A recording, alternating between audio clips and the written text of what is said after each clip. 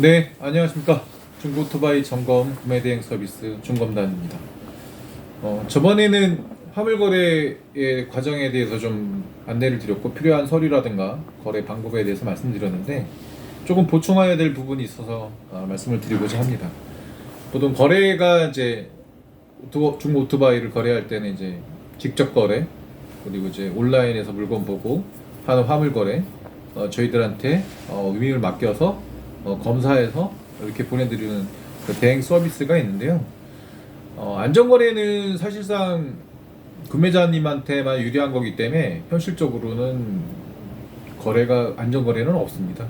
그냥 네이버에 안전거래 있는데 판매자가 구매한다고 해놓고서는 마음 변심해서 안 팔면 그만이고 그러면 용달병 같은 게 이렇게 누수가 되는 경우가 있어서 실질적으로 네이버 안전거래에는 큰 의미는 없고 다만 이제 지금 말씀드리고자 하는 부분은 그 온라인의 화물 거래에 대해서 사전에 그 허위 매물하고 사기를 걸을 수 있는 그러니까 사전에 준비해야 될 거 물건을 컨택하면서 그 물건을 사전에 어느 정도 완전히 허위 매물이라든가 사기 매물을 걸을 수 있는 거에 대해서 좀 안내를 드리려고 하는데요. 기본적으로 이제 온라인 거래를 이제 하시려고 했을 때는 대부분 이제 본인들이 원하는 매물 검색을 하시잖아요. 중고나라나 바투메나 파소나 번개장터나 저희 중고나 사이트도 마찬가지고 이게 검색을 하셔서 내가 마음에 드는 매물 가격 기존 연식 가성비 여러 가지 따져가지고 디자인 등 마음에 드는 매물을 보면은 이제 그 매물을 검색하면은 그 검색한 매물 판매자 연락처하고 어느 지역에 있다 가격이 어떻다 튜닝이 어떻게 돼 있다 이렇게 판매 그 내용이 쭉 있습니다. 검색을 하실 때 마음에 들어서 이제 컨택을 하려고 그래요.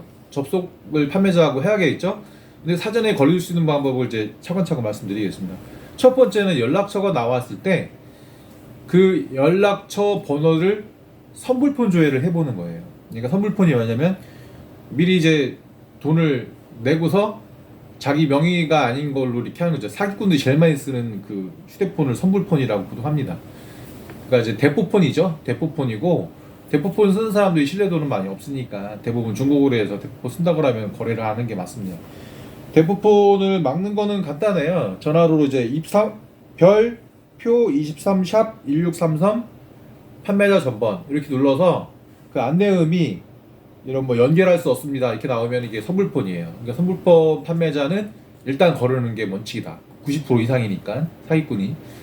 두 번째는 더 치트라고 있습니다. 더 치트라고 해서 이 사람이 사기 전적이 있는지 전과가 있는지 사기 그런 경험이 있는지 번호를 넣으면은 더 치트라는 거에서 그 누적되어 있는 그 번호 그러니까 사기가 몇 번 경력이 있다 신고가 됐다 신고가 된 거가 누적되는 게 나온 거예요. 그렇게 하는 거 그걸로 이제 한번 전화번호하고 더치로 사기 경험이 있는지 한번 걸르는 거고 선불폰하고 그래서 매물을 그리고 나서 이제 컨택을 하는데 그 매물이 이제 사람들이 이제 가짜 사진 같은 거 올린 경우도 있고요.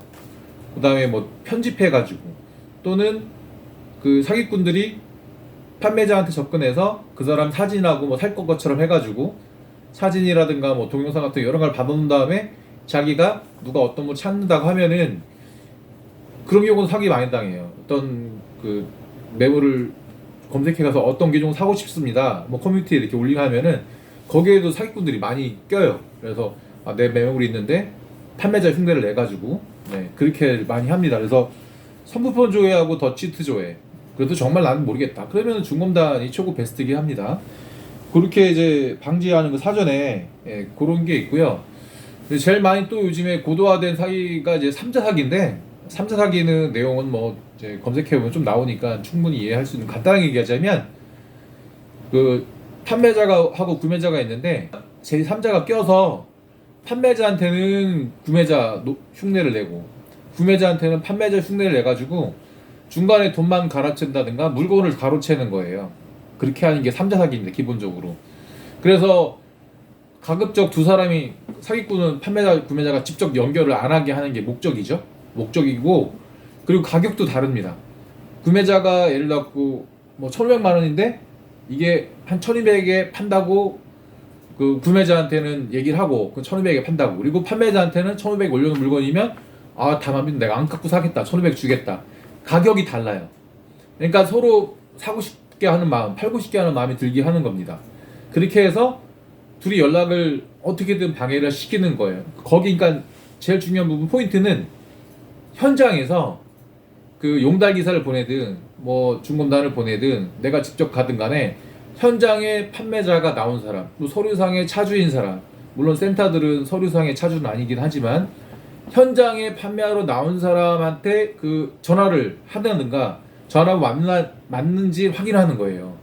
현장에 만났다고 전화를 안 하시거나 전화 뭐 확인 안 하면 3자 사기에 거의 엮이는 겁니다. 나오신 분들하고 확인인 게 현장에서 하는 게 베스트.